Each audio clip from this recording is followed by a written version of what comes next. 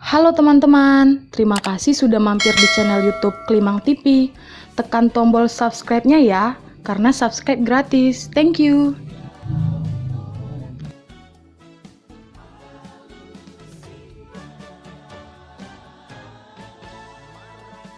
Halo, kali ini kita akan membahas kisah Danau Toba. Mendengar nama Danau Toba pasti sudah tidak asing lagi kan bagi kalian. Ini danau yang terbesar menurut saya. Jadi, tapi di sini aku akan ngasih tahu lagi nih tentang Danau Toba, danau yang terletak di Provinsi Sumatera Utara, sebuah pulau besar tepat berada di tengah-tengah danau yakni Pulau Samosir. Nah, kalian pasti penasaran kan? Kenapa danau ini diberi nama dengan Danau Toba? Nah, di sini saya mau jelasin gimana ceritanya, tapi dengan singkat. Jadi, Danau Toba itu adalah nama seorang laki-laki tinggal di gubuk kecil. Dia hidup seorang diri tanpa dibantu seorang pun, merawat sayuran di kebunnya sendiri. Toba adalah anak seorang petani atau seorang petani dia yang sangat rajin, tekun. Ya, begitulah seorang orang yang sendiri harus bisa hidup, harus gimana bertahan hidup sendiri. Hari demi hari, tahun demi tahun, umur Toba semakin bertambah. Dia merasakan seperti kesendirian yang mengganggu gitu. Tak jarang dia juga untuk menghilangkan rasa kesendiriannya, dia pergi memancing ke sungai di dekat kebunnya. Jadi, hari itu dia memutuskan untuk memancing dengan peralatan lengkapnya. Toba sempat dia berbicara dalam hati gitu kayak, ya ampun, seandainya aja aku memiliki istri dan anak, tentu aku tidak akan sendirian lagi. Bayangkan gimana dulu si Toba ini nih, saking dianya kesepian. Itu hal yang selalu dipikirkannya biar dia bisa punya istri, punya anak. Terus dia kayak mikirkan lagi kayak, kalau seandainya aku nanti punya anak dan istri, aku pulang dari kebun sudah tersedia makanan dan disambut sama anak dan istrinya. Ya seperti itulah kalau orang sendirian, kadang-kadang pemikirannya dia kan hal yang seperti itu, hal yang didamba-dambakan setiap orang gitu. Jadi sampailah tempat di mana dia memancing seperti biasa. Dia menunggu sambaran dari tempat pancingan dia.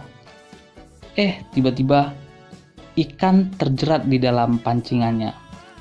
Dia mendapat tangkapan ikan mas yang besar.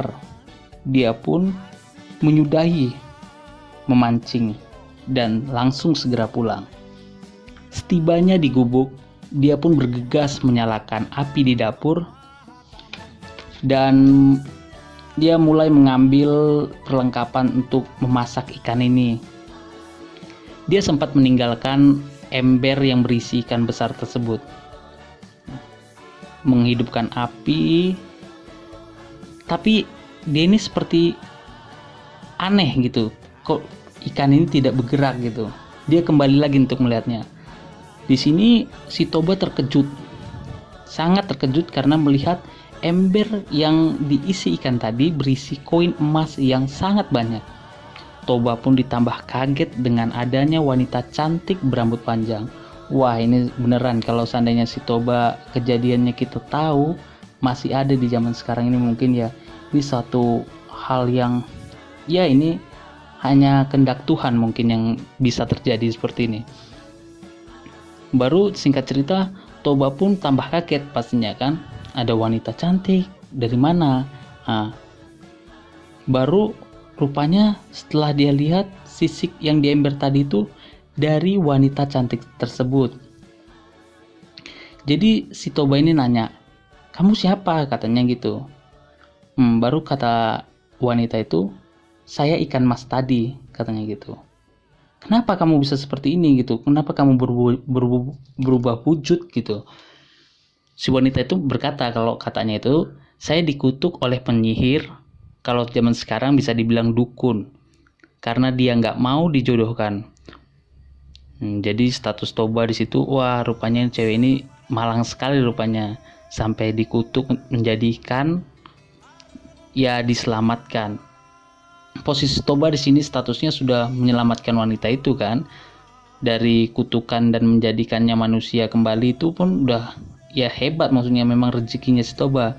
Dia pun rela menjadi istri Toba. Toba pun sangat senang mendengar ucapan wanita tersebut. Wanita itu memberi syarat kepada Toba. Jadi coba untuk, karena ucapan terima kasih, wanita itu siap gitu untuk dijadikan istrinya gitu, agar Toba bisa hidup bersama wanita tersebut. Jadi tapi ada syarat dari wanita itu. Si wanita itu ngomong kayak ini, agar kelak nanti di saat mereka sudah menikah, asal usulnya jangan sampai ada yang tahu, siapapun itu, siapapun, kecuali antara dia dan Tuhan. Sampai anaknya pun mungkin nggak akan boleh tahu kenapa semua itu bisa terjadi. Jadi singkat cerita mungkin ya Toba menyanggupinya, maka Toba mengatakan maka saya siap gitu. Dan wanita itu bilang, jangan siap, seandainya kamu melanggar akan terjadi bencana besar di desa itu. Toba dengan rasa gembiranya menyanggupi dan mereka menikah. Singkat cerita, kehidupan mereka sangat bahagia. Apa yang diharapkan petani atau Toba sudah terwujud dan dikaruniai seorang anak diberi nama Samosir. Jadi mereka itu udah tinggal bersama, punya anak. Anaknya ini diberi nama Samosir. Samosir tumbuh besar, bisa membantu orang tuanya bertani, selalu mengantarkan makanan buat ayahnya yang sudah dimasak oleh ibunya. Hari itu pokoknya udah selang beberapa lama, hal rutinitas yang biasa dilakukan Samosir, ya mungkin di sini celakanya. Mungkin ini juga kehendak Tuhan. Hari itu Samosir telat mengantarkan makanan, bahkan nih dalam dongeng atau kisah Danau Toba ini, Samosir ini memakan setengah dari bekal yang akan diberikan kepada ayahnya. Waduh, ini apalagi statusnya di situ, ayahnya udah capek bertani, kehausan, perutnya pasti kelaparan di bawah terik matahari. Samosir juga telat pada hari itu untuk mengantarkan bekal kepada ayahnya. Wah, ini bakal kacau ini kan. Jadi statusnya ayah Samosir marah besar ketika bekalnya berkurang. Seperti ini ucapannya, kurang ajar kau Samosir, dasar anak ikan kau.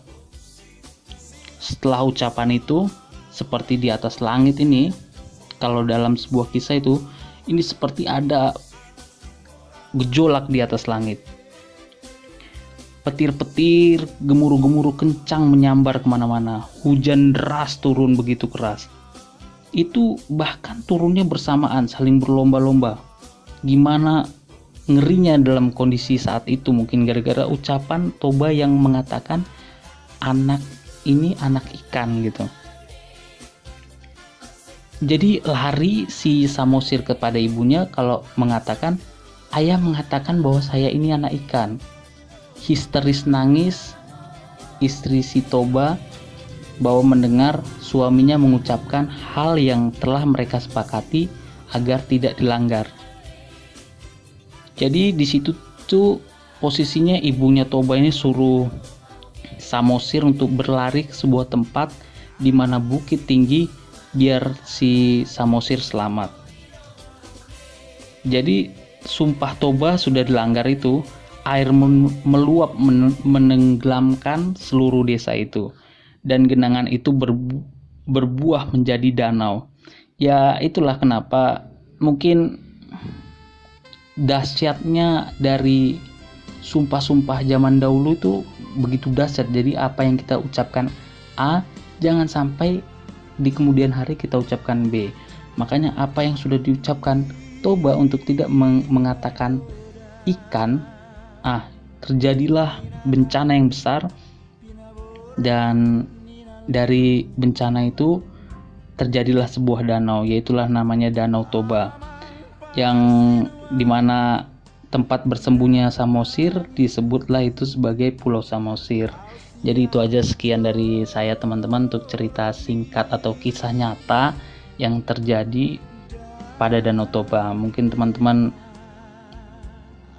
bisa komentar di bawah kalau barangkali kurang ataupun apa, saya ada salah bicara atau gimana, bisa sampaikan di kolom komentar. Terima kasih buat teman-teman semuanya yang sudah mendengarkan.